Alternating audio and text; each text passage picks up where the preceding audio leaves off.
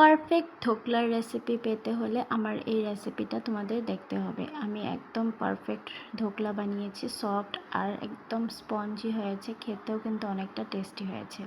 একটি বাটিতে 1 কাপ সুজি, 1 কাপ টক দই আর আধা কাপ জল দিয়ে 1 চামচ চিনি, সামান্য একটু নুন দিয়ে একই রাউন্ডে আমি ভালো করে মিক্স করে নিয়েছি। দেখতেই পাচ্ছ আমার মিক্স করা হয়ে গিয়েছে।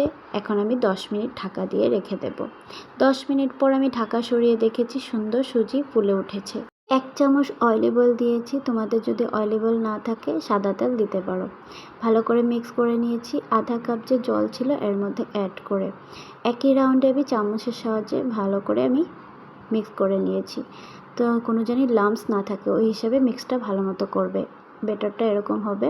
তো একটি আমি বাটিতে বাটার লাগিয়ে নিয়েছি, আর তোমরা কেক টিন থাকলে কেক টিনের মধ্যে বাটার লাগিয়ে নিতে পারো।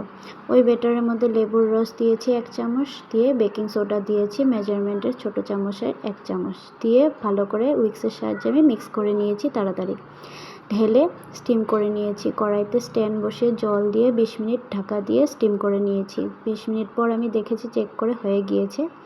তারপর আমি ঢাকা উঠিয়ে এরকম করে কেটে নিয়েছি চাকু দিয়ে। দেখতে পাচ্ছ কিউবের মতো কেটে নিয়েছি। একটি প্লেটে ঢেলে নিয়ে তড়কা দিয়েছি।